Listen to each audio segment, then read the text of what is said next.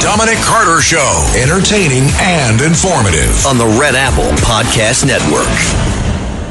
And we have a lot to talk about this hour. Dominic Carter here with you. The number to reach me is always 800-848-9222. Coming up at the bottom of the hour, as we do on Tuesdays, we'll be talking live with Congressman Peter King. Looking forward to that. So tomorrow this time, when I speak to you folks, I will have had this procedure done. So I listened to you guys. You told me take this seriously. The abscess near my eye, to deal with it, get rid of it, blah, blah, blah. I don't mean to say blah, blah, blah, but I just did. So, and have a plastic surgeon do it. So tomorrow morning it will be done at 7:30 a.m. Here's the only problem. I had to stop all these diabetic medications for days in advance, one Mounjaro for 2 weeks in advance. Today I have to fast all day. I could eat breakfast up until 8 a.m. for the rest of the day. All I can have is clear chicken broth and liquids for the rest of the day. But I listened. You folks told me to do it, so I did it, even though I'm going through hell for the rest of today. No food for yours truly. But one thing I am so happy about.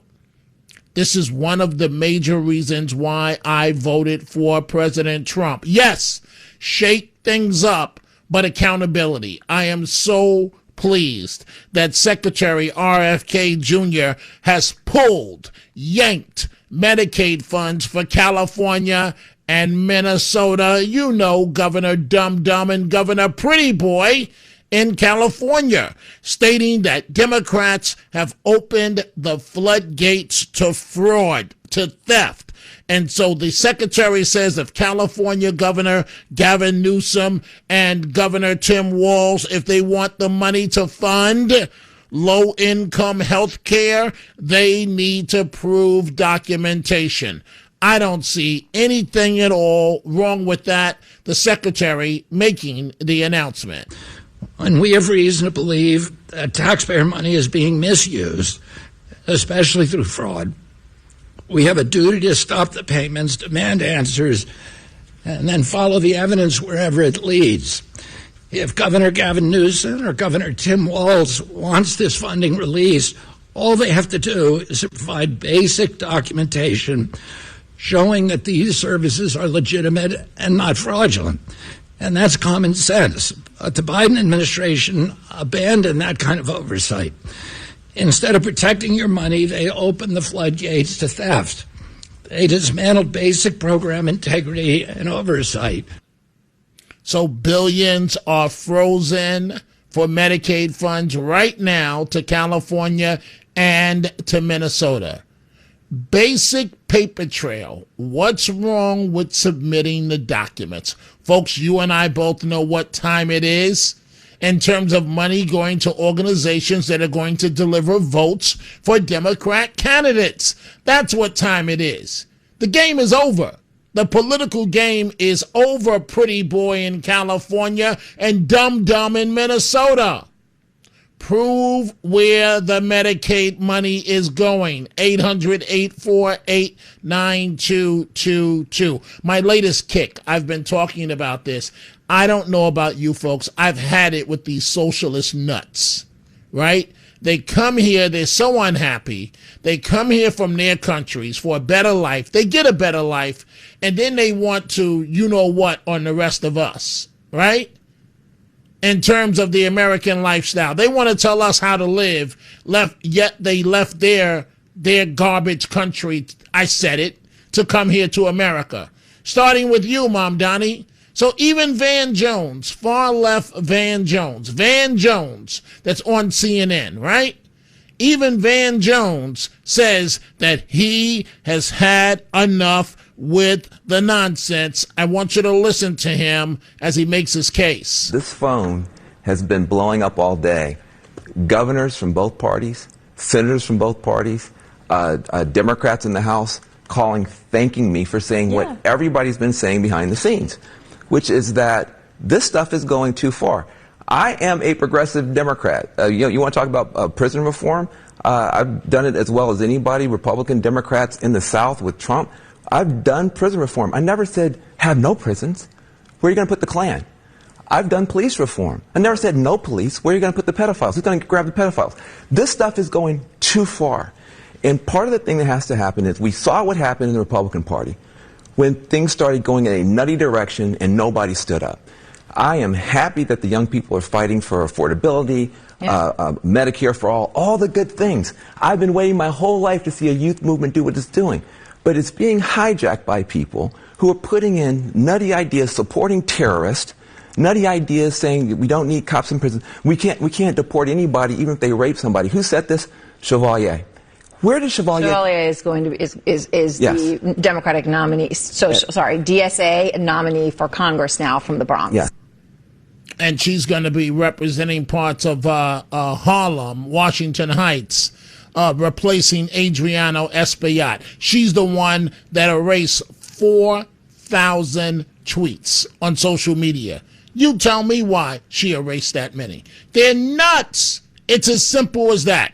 800-848-9222. As far as this Mamdani arresting Netanyahu, you know it was just talk. He's just throwing red meat to the base. But for him to have the cojones, the nerve to even say something like that, listen to Mike Pompeo on Fox News. This is a communist, anti-Semitic mayor trying to make news for his own audience. There's nothing more than that. There's no chance he's going to arrest Prime Minister Netanyahu when he comes to New York in September for the UN General Assembly. It's just simply not going to happen. He knows it. You could hear it. You could hear in his voice, Charlie. Yeah. But more importantly, we should all just think about it. He identified one leader. He didn't identify Vladimir Putin, who's taken tens of thousands of Ukrainian kids and took them back to Russia. He didn't identify the leader in Iran who's committed massive war crimes. He talked about the one leader of the one Jewish state. I think that tells you all you need to know about what Mayor Mamdani was actually saying to the New York Times. And so again, it amounts to a much ado about nothing. But I am so happy with the Trump administration. The Secretary RFK Jr. announcing Medicaid funds to California and to Minnesota are frozen. The game is up. The use of taxpayer money to gain votes and so on, it's done, pretty boy Newsom. It's done, Governor Dum Dum, that released that pardoned the man the other day accused of raping the 10-year-old girl. Show documentation for the Medicaid funds. Thank you, President Trump. This administration is doing the right thing. Let's start with your telephone calls. Let's begin with Fran, line 1 in Massapequa. Fran, what's on your mind? Thank you, sir, for giving me a chance to speak on the Beacon of Truth, WABC radio. This is all crazy stuff. And you know what? I'm so glad that you and everybody else from this station is on top of it. And I appreciate it so much. It's just it's getting crazy. But just two things. At the hospital, and listen, I have nothing against anybody, but it's getting crazy out there. A lot of people are talking a lot. The Democrats always are talking violence and this and that and cheating. They're lying on TV and getting away with it. You have news stations that are banning the president's speech. They're telling you what that you can listen to and watch. It's getting so bad. I need people like you in the station to reinforce my beliefs, and that's why I listen. But I was at the hospital with my mom last night. I go in there. There were 5 Muslim people in there. Nobody else, and I don't care. But it's just certain things that get, if people from other countries, 10 years ago, my friend's mother died. They had it at a Jewish center right around from my house. It's now a Muslim center. All right? This is America. You can do anything in this country, but you have to assimilate. That goes for everybody who comes here. You have to love this country, just like you said. If you don't like where you're from, why on earth would you come here if you don't like it also? Go to another Muslim country. They don't do it. A Muslim will never go to another Muslim country. They come here because the Democrats across the world have made it a fact that you vote for them and you'll get everything you want for free. You don't have to work. There's no more American dream. It's disgusting. And people like you and ABC, we need you and everybody on the air. Mr. Catsimatidis is a friggin' hero. He's a hero. And look what they're doing in New York. Here's a guy who wants to bring billions of dollars of his money to New York to spend and to open businesses. And you have people that want to shut him down. Keep up the good work, Dominic. Thank you. Thank you. Love going right back to you. Our friend Gracie in Rockland County, New York. Gracie, I had a bear the other day, a black bear. I thought about you. What's on your mind? Oh, my God. I had deer, and they were beautiful. You have bear. My God. Okay, ditto to the former caller. What he said was perfect. Now, what I want to talk about is the issues, affordability and housing. Okay, housing. Maybe if the Biden administration didn't allow 20 million people in, maybe we'd have some more housing available, and then we wouldn't be short on housing. Maybe. Right, possibility. Now let's go to affordability. Maybe if you didn't make the inflation so terrible, things maybe would be cheaper. But the people also have to, instead of going every day for Starbucks, go every other day. Instead of smoking 2 packs of cigarettes a day, smoke 1. Look at your money and try to save it. If you can't manage your money, it's not my fault and I got to pay more taxes. Think about things. That's my tirade for today. Dominic, what, you're going tomorrow, 8 o'clock, you think? Yes, by 8 o'clock, hopefully it'll be done, Gracie, by 8 a.m. I got to be there at 6 a.m. I prefer to get this over and done. I listened to you folks. You told me to remove it. It's just today is a tough day because it's a liquid day. I can't eat anything. I don't understand why, I guess for the anesthesiologist, but it is what it is, Gracie. Dominic, listen, I'll pray for you, everybody. Start, if you're up at 6 o'clock, stop thinking of our poor Dominic and pray for him. And God will help nice you. And we got to, and be careful. If you can't come back tomorrow afternoon, don't worry about it. Oh, I'll be back. I learned from the Catsimatidis, work. So, hey, Gracie, thank you for the great call. I'll be back 3 p.m. tomorrow. I'll be at an event in Brooklyn, receiving an award with the Brooklyn Conservatives on Thursday. I'll be on 60th Street in Manhattan. I'll explain that all a bit later. But we see your calls. It is time for a break. We are coming right back. The Dominic Carter Show on the Red Apple Podcast Network. I am looking at a tweet from Jimmy Fontanez, Staten Island, and it makes a whole lot of sense. Jimmy says at Dominic TV, we can say black power, girl power, Latino, Latina power, but if you say white power, you are labeled a white supremacist. Politically, we should all be color blind. Jimmy, I agree with you, and let the church say amen. Hey, California. Hey, Minnesota. Your Medicaid funds, I'm sorry to tell you, but your Medicaid funds are frozen. Thank you, President Trump. Thank you, RFK Jr. They're frozen because your Democrat governors have been permitting fraud to go on for decades, for years. And now the Trump administration says, no. You're going to answer for that money before you get that money. Sorry, California. Sorry, Minnesota. It is what it is. Blame your Democrat do-nothing governors for the situation that you are in. And hey, Mom Donnie, right?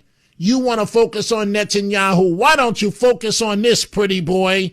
A violent parolee has been arrested for tossing an elderly woman onto the New York City subway tracks. And this guy has a rap sheet, 14 prior arrests. But you don't want jails, Mom Donnie, right? You and your socialists, you don't want jails.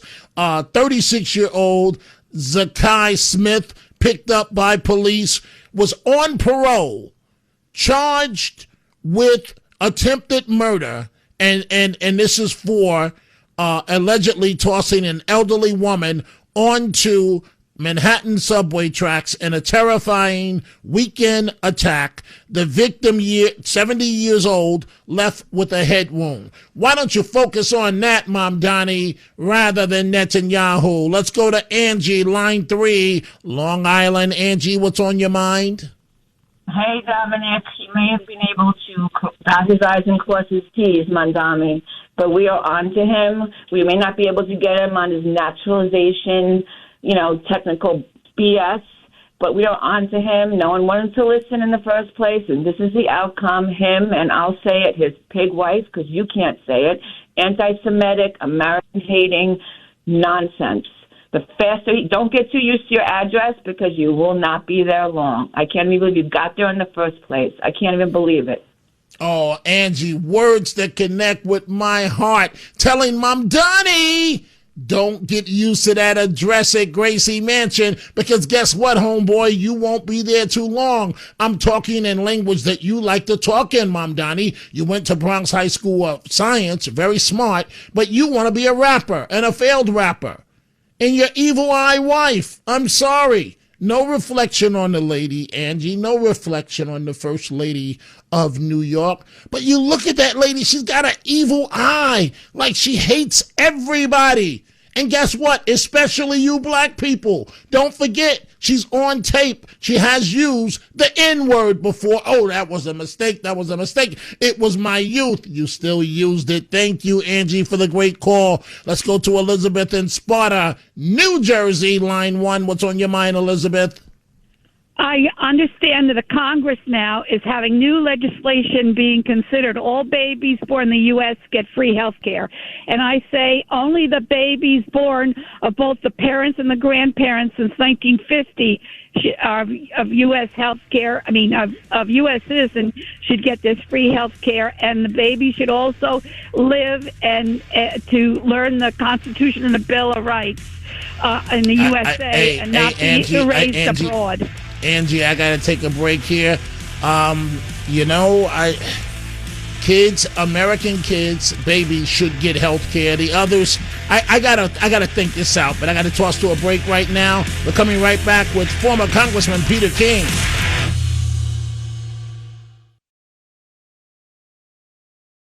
The Dominic Carter Show, entertaining and informative on the Red Apple Podcast Network. And with us each week, as he does, we have former Congressman Peter King. Congressman, I hope you're well, your wife is well, and your family is well. How's everything going? Actually, I'm doing fine. I hope you're doing well. And right now, I'm out here in Seaford, and Rosemary said on the phone, they said there's a tornado warning. So, tornado watch. If I get blown away during the show, don't get mad, Dominic. Oh, boy. Oh, boy. Oh, boy. These are serious matters, Congressman. So you just found out about this a few seconds ago listening on the radio? Yeah, just now. In fact, before they were saying it was in Jersey and up in Ulster and places like that, and now she just showed on the phone that tornado watch until 9 o'clock, which seems like a long time. But in any event, I'm sure I'll survive, and as long as I'm talking to you, all is good. I feel the same way, Congressman. All is good when I hear your soothing voice. I want to ask you, there are a lot of things to get to. Yeah. We'll get to Iran and President Trump in just a second. But Mom Donnie and his threat as it relates to Netanyahu, you and I both know there's not a darn thing he can do to Netanyahu, that this was just red meat. But I find it, for the base, I find it despicable that this clown would even jump out there with a comment like that. What do you make of it? Yeah, and I disagree. He's not really a clown. He knows what he's doing. He's really more of a evil genius. He's a guy who came from nowhere to get elected on a democratic socialist program, which people in New York wouldn't even thought of a few years ago, would have thought possible a few years ago. Now with Netanyahu, he's willing to, in fact, he's almost intending to really juice up his anti-Semitic base, the anti-Jewish base, that radical progressive base. And if it involves, Jewish people, they've had a rough time. They can probably handle themselves. They give them tremendous credit. And what really, the real threat here, obviously it's the Jews. And if I were Jewish, I'd be very concerned. But it's even more so, this is an attack on the country, because it'll be the Jews first, it'll be God knows who next, and one after the other. And you're just going after institutions. So I would say that, and I'm not a mind reader here, but he's anti-Semitic, or he favors that base for a number of reasons. But one of them is not religion, it's not even philosophy. It's that in many ways they symbolize what's become the American dream. People who have been persecuted all over the world, they come to the United States, especially in New York, and they do well because they work hard. They were given the opportunity. So in many ways, the Jewish community represents the American dream. And then each group after that is also in line with that. So he's really trying to undo the institutions that make America and New York as great as they are. And that to me is, so I think there's a method in all his madness. So he became a citizen, 8 years ago, even though he was schooled here and so on, Bronx High School of Science. Let me try this a different way, Congressman King. Sure. Why is America so embracing of people when we get people like this that clearly show that he could care less about America's interest? I think partly because we were naive. We were relying that the immigrants today would be the same as the previous immigrants that came here. When they came to the United States, they made a commitment, not just in writing and not just when they raised their right hand, but they made it intellectually, made it morally, that they were Americans, that they wanted to be part of America. They wanted to be part of the American dream. If the quote-unquote old country was so great, they would have stayed there. They're here because they know the opportunities that America has. So it was just assumed that for the most part, each wave of immigrants has been that way. Now we find this new wave coming in, unfortunately, that from the minute they get here, they want to undo the society they found. Some want to undo it violently. The others just want to do it politically or economically. And it's ironic that many of these people actually have money of their own, but they somehow still want to tear the system down. And to me, this would be unheard of. This would be like you or I moving to France or to Italy or any country, Scotland, and just going over there and trying to, from the day we arrive, trying to change what that system is all about, the system they've had for centuries, the one that's gone on for generations, coming in from the outside, trying to change things.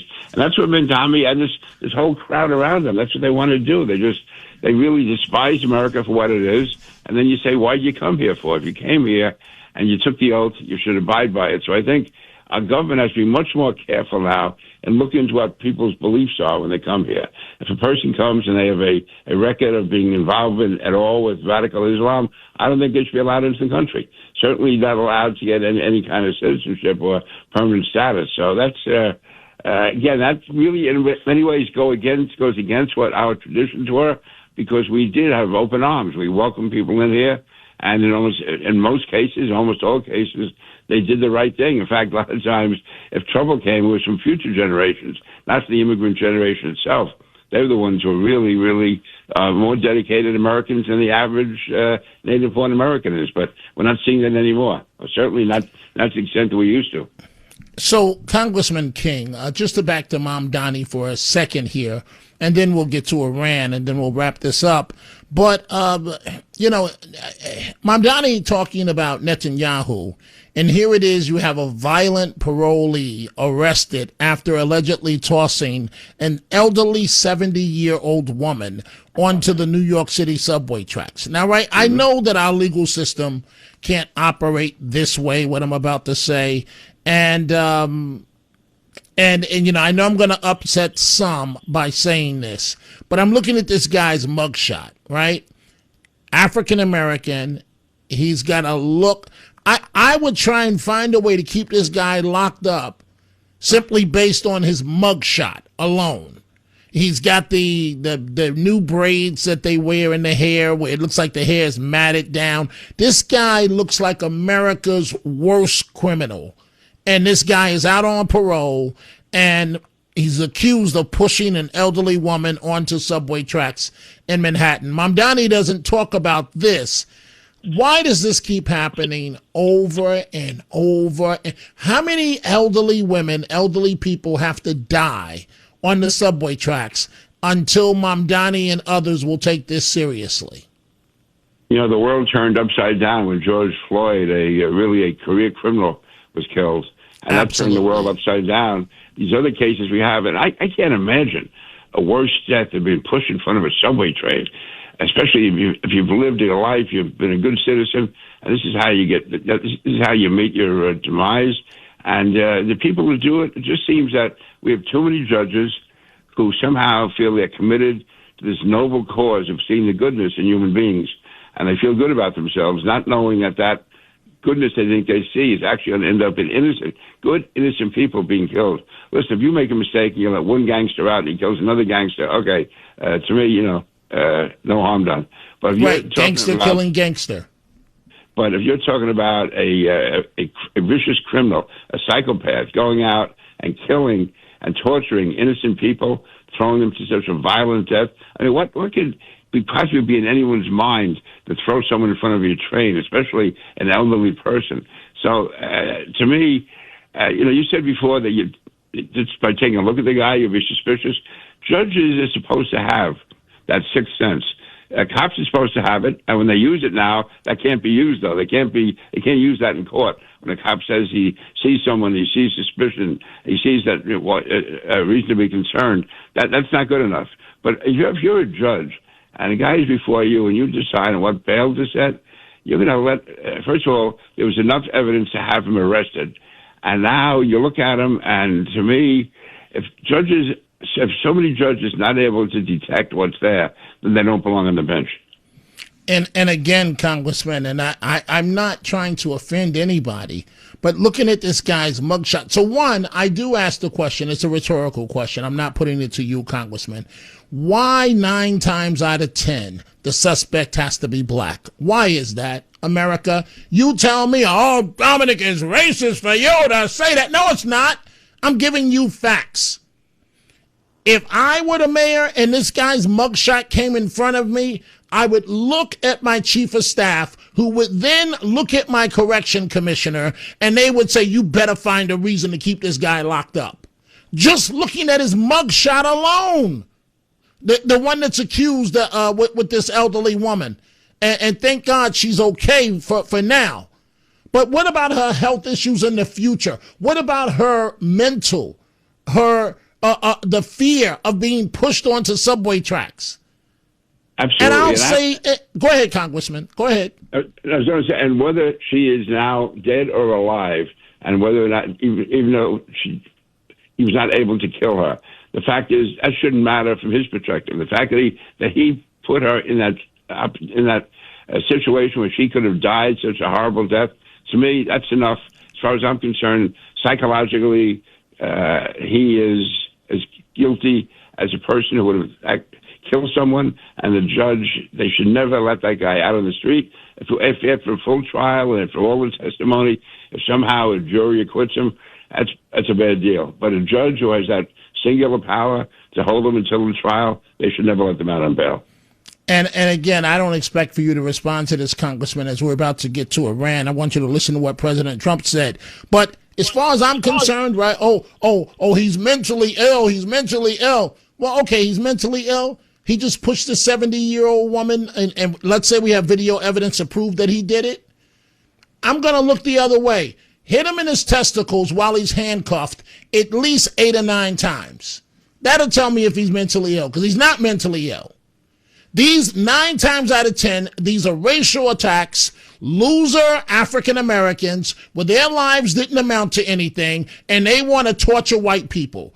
I said it. It is what it is. That's what's going on. Let's stop playing these games. President Trump, Congressman King, on the situation in Iran. And we will absolutely attack the new site that they're talking about. I mean, how about these people? They're in this because of nuclear weapons, and they're trying to possibly reconstitute a site. We'll hit that site. Any site where they're even thinking about nuclear, we'll be hitting it very, very powerfully. Now, nobody knows, except the Iranians, the damage that we've done to them. We have done damage that will take them 20, 25 years to recover from. So if we left tomorrow, we had a big success. But we're not leaving tomorrow. So, Congressman King, a number of people, including callers online, Jerry in Passaic, New Jersey, they're saying finish the war. Is it that simplistic? Is it that easy? I mean, if it were that easy, Democrat presidents would have solved this problem. It's not that easy to do. I think it's an easy decision to make, but then to carry out is going to be tough, but it can be done. And I think what we have to do is somehow the president has got to show the American people why this is important. It's the only real risk to us. Now, God, listen, pray for those poor soldiers who were killed, some more that may be killed. I mean, it's horrible. It's horrible, but it is a reality of war. But the American people, and they have to be willing, I think, to make a sacrifice of gas prices go up for a few months. But in the end, Iran does not have nuclear weapons. If in the end the mullahs are out of power in Iran, then that is going to, you can't put a dollar value on that, what that's going to mean to Americans in the next 20 or 30 years. I think what the president has to do, there's so many people, I think, even in his own administration, I think people like J.D. Vance and others, they really never had their heart and soul in this in the beginning, and they talk about these temporary ceasefires and truces.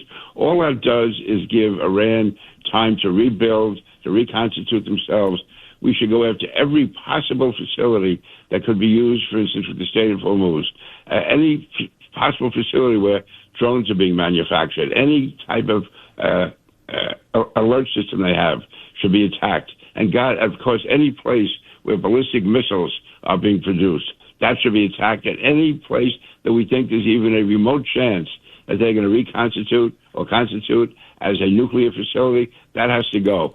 The benefit of the doubt is like the judge on the bench. The benefit of the doubt goes to the United States here. Is a bad, evil, vicious government, and it's bad enough what they do to their own people. We can't allow them to terrorize the world, which is what they would do. And then you have all the people sitting around saying, oh, why didn't they do something? Why didn't Trump finish off the job? I think that's what he intends to do now, and I will stand behind him all the way on it. Fair enough. Hey, Congressman, I got to toss to a break. Have you ever had to fast an entire day for a procedure with no food? That's where I am today, and it's driving me insane. Have you ever had to do it? Yeah, I have, and it does drive you insane. At the end of the day, if it all works out, and I'm sure you as well, I guess it's worth it. But I'm like you. Along the way, I'm cursing and carrying on and saying, how come I have to go through this? And, but then guys like Sid will say he does it every Yom Kippur, so I don't know, Right. I don't know either. But thank you, Congressman King. And yes, I'm cursing and screaming the entire way. It is time for a break. We are coming right back. The Dominic Carter Show, entertaining and informative. On the Red Apple Podcast Network. Tunnel to Towers Foundation, final thoughts of the day. Liz Rosenblatt, the lovely Liz, says here, and she makes a whole lot of sense. If Mamdani wants to remove police, jails, etc., let's start with, and she capitalizes this, all of his police security first, and see how that goes. That's a wonderful idea. You know, Liz, listening to you and all the other ladies and listeners, I'm having this procedure done, and they're trying to kill me here. What else do you have in your pocket? A third Slim Jim. And I'm counting. You know I can't eat, right? I don't cover your eyes. I can't eat, Carlos. And you come in, you now, in between the commercial break, you go to the cafeteria and you come back, you got your bag of pretzels open, and you have your one Slim Jim, two Slim Jim. Now you're on your third. You know I love Slim Jims. I'm not supposed to have it. But I can't eat, and you got three. Yeah, set it to the side now, and I can't see your homeboy on the side, Philippe, to see what he's eating over there. He's not eating anything. Let me reach around this mirror here and see if I can see him. So, folks, I can't eat. I got a midnight show to do. Then I got to be up and at this hospital at 6 a.m., and this guy comes back with 3 Slim Jims, torturing me. Let's go to Judith, line 4 in Brooklyn. What's on your mind, Judith? I don't want to torture you, Dominic. You should drink a hot drink. A hot drink will fill you up, Drink a hot drink. You allowed to? Oh, Judith. Yeah? It ain't going to work, Judith. Wait, no. You listen, Judith, and then you have your say. Women like you and Liz and all the rest of you, you mean well. You look out for a brother. Ain't no hot liquid I'm hungry. And I realize that food is comfort. It helps me deal with my stress. Carlos comes back with 3 Slim Jims. Three. Now go ahead, Judith. You know something? Close your eyes. Okay. And Close just my imagine you're so full and drink a hot drink. It will fill you up. When I was, when you go on diet, you drink a hot drink, it works. So I don't want to get you upset, but you know what? I was thinking the other day, I was reading stuff, and I was listening to Fran, you call her Fran. Guess what, Dominic? I don't know if you realize this or anyone else, but we are in a war over here right now. We are. You don't think I know that, Judith? You don't think I'm aware of that? Okay. So I may not point to a war, but we are definitely in a war. America is at stake. So this is the story. With Fran was talking about Muslims, why they don't go there. Fran, Muslims are here to try to take this country over to the 7th century ideology. That's why they're here. And Mandami's DSA, they are revolutionaries, Dominic. They openly want to get rid of the Constitution, the presidency, the Senate, police. I'm choking. No prisons. Get rid of capitalism. All this garbage.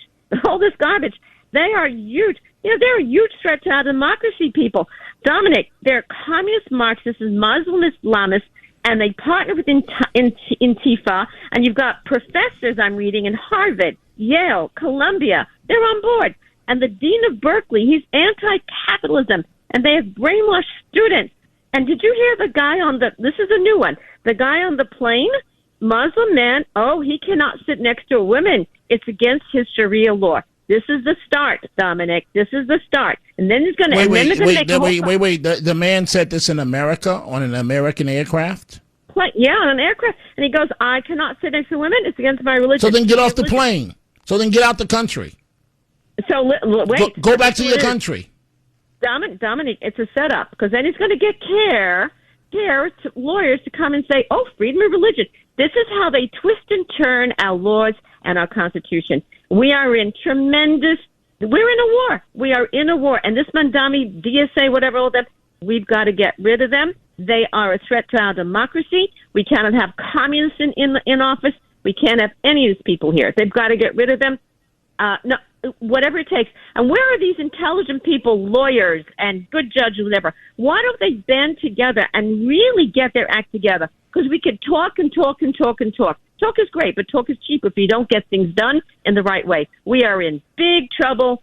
We're at war. We're at war right here, right now with the DSA. Got to get rid of DSA. They are not Democrats. I agree with everything you said, Judith, except for the hot food, whatever, something hot. I'm hungry. And Carlos, can I have a little bite of that Slim Jim? Folks, America's heroes need your help now. Do good in their honor by donating $11 a month to Tunnel to Towers. You can go to T2T.org. That's T, the number 2, T.org. I'm back live at midnight. Thanks for listening to The Dominic Carter Show. You can hear The Dominic Carter Show weekdays at 3 p.m. and Monday through Thursday at midnight and Sunday starting at 11 p.m. on 77 WABC. If you like the podcast, share it with your friends and listen anytime at WABCRadio.com and download the WABC Radio app. Hit that subscribe button on all major podcast platforms. Plus, follow WABC on social on Instagram, TikTok, Facebook, and X. See you next time for a new episode so you never have to wonder. What the heck is going on here?